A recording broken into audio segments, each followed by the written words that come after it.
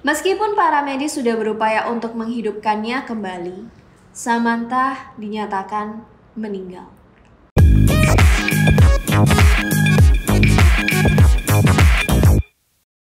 Halo guys, welcome back to Fit and Fit Channel. Hari ini kita akan kembali lagi ke segmen Sudut. Kasus diet ujungnya tragis. Nah, buat kalian yang mungkin baru pertama kali dengerin tentang segmen ini, jadi kalau misalnya biasa video itu ngomongin tentang inspirational, motivational diet yang transformasinya luar biasa, di segmen ini kita mau sharing ke kalian bahwa ada beberapa cerita-cerita yang tragis hanya karena diet ekstrim, guys. Kenalin, nama aku Shelly, aku seorang Certified Nutrition Coach. Dan aku Felix, seorang Certified Personal Trainer. Buat kalian yang baru pertama kali ke channel ini, jangan lupa subscribe dulu channel kita dan jangan lupa klik tombol loncengnya, jadi biar kalian gak ketinggalan video-video kita yang terbaru. Dan jangan lupa komen juga nih guys, kita kepingin kenalan kalian lebih dekat lagi. Oke guys, kita langsung aja masuk ke kasusnya. Samantha dengan tinggi 175 cm memiliki berat badan sekitar 110 kg ketika dia memulai diet. Dia bertekad untuk diet agar tidak menjadi the fat bride. Jadi ceritanya Samantha ini akan menikah beberapa bulan ke depan. Makanya karena Samantha ini obesitas, dia memilih untuk melakukan diet.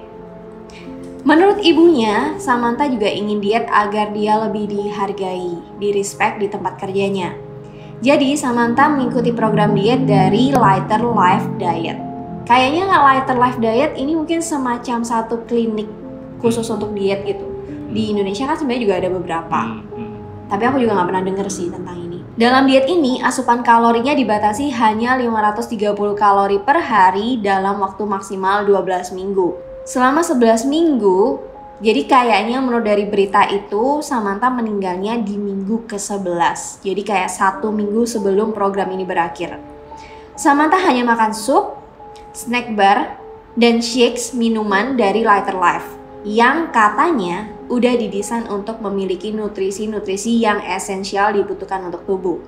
Jadi memang diet ini tuh sangat ekstrim banget, kurang dari BMR, basal metabolic rate. Jauh di bawah BMR. Jauh di bawah BMR, tapi udah dikasih waktu maksimal 12 minggu, nggak boleh lebih dari sana. Nah memang konsepnya sebenarnya kalau orang yang lagi diet, apalagi kalau punya kelebihan berat badan, misalnya mereka tuh makan di bawah BMR terus, pasti akan turun kan? Pasti. Pakai cara apapun pasti akan turun.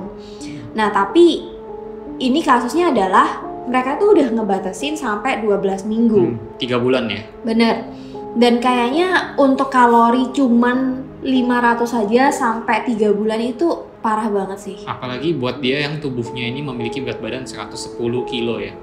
Iya, sangat berat. Buat orang yang obesitas harusnya kalorinya yang dia konsumsi lebih banyak daripada orang yang badannya normal. Betul. Selama menjalani diet, Samantha juga melakukan pemeriksaan rutin dengan dokternya selama 2 kali sebulan. Dan sepertinya salah satu kebijakan dari Lighter Life untuk yang ingin mengikuti program diet adalah harus menemui dokter sebelum memulai diet khusus orang gemuk tersebut. Gunanya adalah untuk mendapatkan penjelasan terlebih dahulu sebelum masuk ke programnya. Samantha juga menghadiri pertemuan grup konseling minggunya, weekly group counseling meeting. Jadi sebenarnya di sini pun dia dipantau sama dokter juga ya dalam menjalankan dietnya, tapi masih seperti itu. Coba kita dengerin lagi. Dietnya membuahkan hasil. Samantha berhasil turun dari BMI 37 ke 32, walaupun masih tergolong obesitas. Kayaknya di sini nggak diomongin berat badannya turun berapa kilo. Tapi kalau misalnya turun BMI itu 5 angka aja, menurutku udah pasti cukup banyak sih turunnya. Ya. At least 5 kilo nggak sih? Lebih lah mungkin.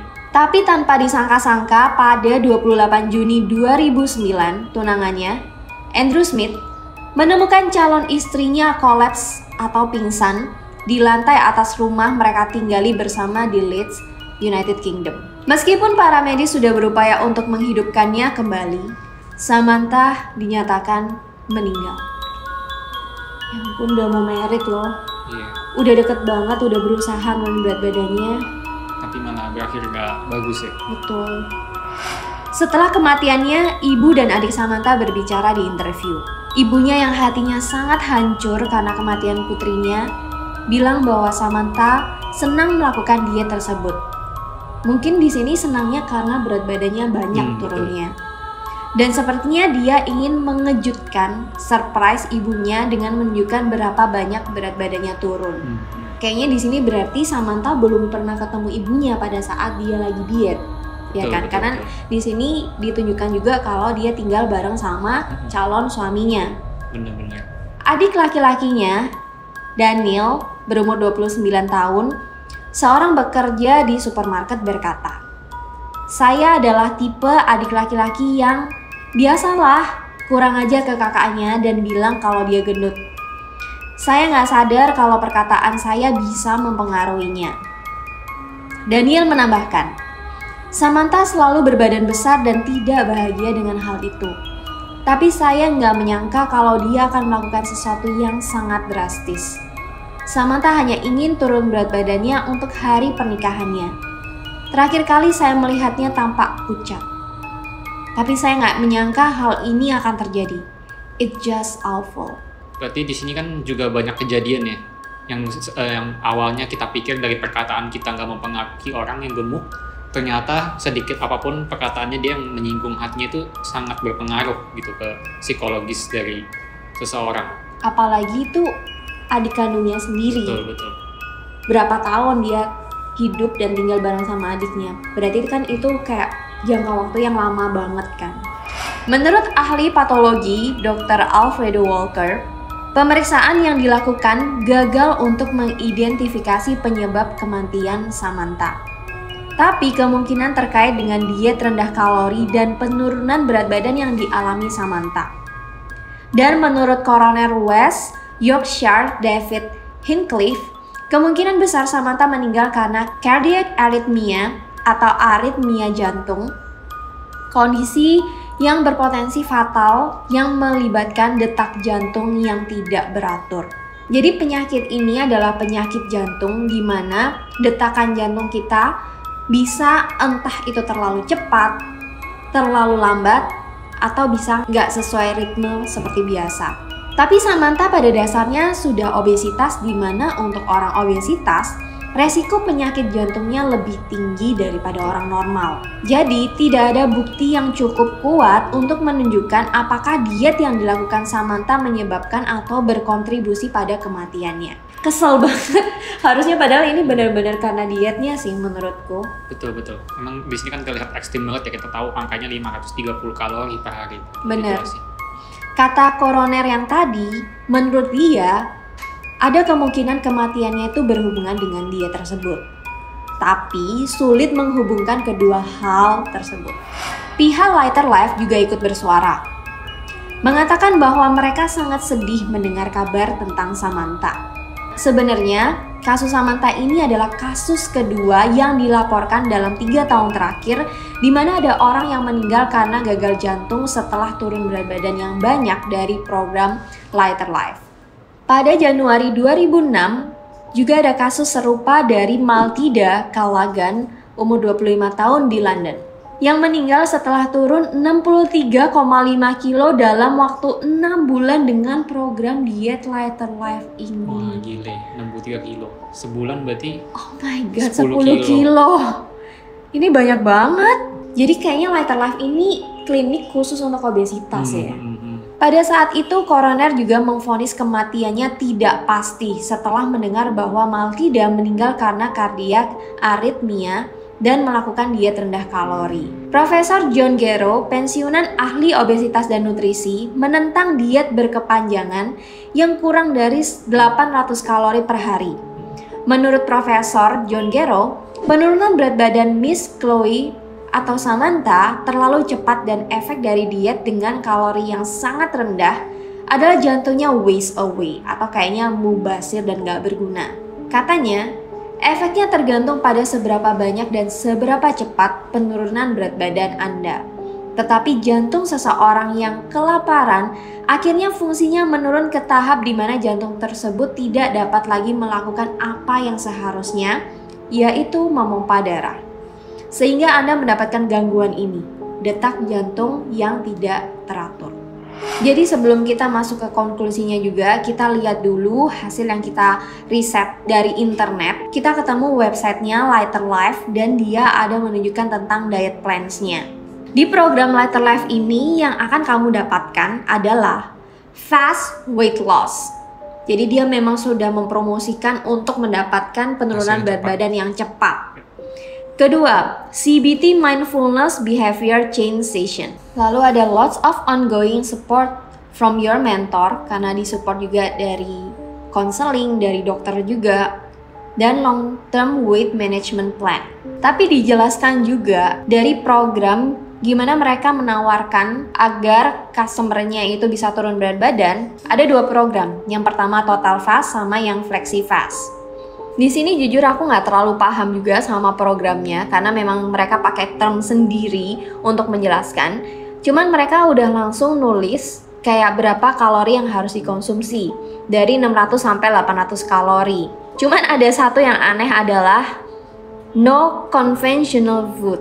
Aku nggak ngerti maksudnya yang mereka maksud dengan conventional food itu kayak gimana? Karena menurutku kayak makanan ya makanan gitu loh. Konvensional yang dia maksud apakah konvensional kalau dari negara luar pada saat itu mindsetnya kan junk food kayak gitu. Aku nggak tahu, tapi dalam bayanganku tuh yang dimaksud no conventional food itu adalah substitusi dengan suplemen, which is itu kayak nggak bagus kan. Cuman pada kasusnya Samantha pula, Samantha itu mengkonsumsi bukan 600 loh, tapi 530. Dan tadi dari profesornya pun itu sebenarnya udah dijelaskan guys, bahwa pada saat kita diet yang sangat ekstrim, memakan kalori di bawah BMR, artinya BMR itu gimana sih? BMR basal metabolic rate kan pada saat orang tuh bener-bener kayak koma, nggak ngapa-ngapain, kalian bener-bener kayak ya udah cuman bisa bernafas aja, kita tetap membakar kalori dan itu adalah kalori standar minimum yang dibutuhkan. Dan kalori standar minimum per orang itu at least butuh 1000 lebih. Kalau kurang dari 1000 artinya dia udah gimana organ kita yang harusnya bekerja itu menggunakan kalori, dari kita memompa jantung tadi, bernafas masih bisa membutuhkan kalori. Dan ini dilakukan sampai 11 minggu. Bukan cuma di hitungan jari. Dan which is itu udah terlalu lama sih. Tubuhnya nggak terlalu dikasih banyak nutrisi. Dari kasus ini kita belajar kalau misalkan kita makan di bawah kebutuhan kalori kita, which is di bawah BMR itu sangat berbahaya guys. Dan ini merupakan sesuatu kegiatan yang sangat ekstrim yang bisa mengakibatkan kefatalan sampai meninggal dunia. Padahal Samantha melakukan diet ini karena dia kepingin terlihat cantik pada saat waktu wedding. Tapi hasilnya malah bukan sesuai dengan ekspektasinya, malah berujung sesuatu yang sangat tragis. Sedih banget tiap kali dengar kayak cerita-cerita diet ekstrim kayak gini. Semoga dengan video hari ini bisa menginspirasi kalian, bisa memotivasi kalian juga bahwa please stop diet ekstrim guys. Kita nggak tahu badan kita itu kalau nggak berusaha mendengarkan sinyalnya pasti akan capek banget. Dan bisa jadi hal-hal yang gak kita inginkan juga berujung seperti cerita ini. Oke deh, gitu aja video hari ini guys. Semoga kalian enjoy dan suka sama video ini. Kalau misalnya kalian suka format video seperti ini, jangan lupa kasih kita likes. Dan jangan lupa subscribe dan komen kalau mungkin kalian ada cerita-cerita diet ekstrim yang serupa. Buat kalian yang memiliki cerita mengenai perjalanan diet kalian dan pengalaman diet kalian yang ekstrim, dan juga mungkin teman kalian juga memiliki ceritanya, bisa kirim cerita kalian ke email di sini guys.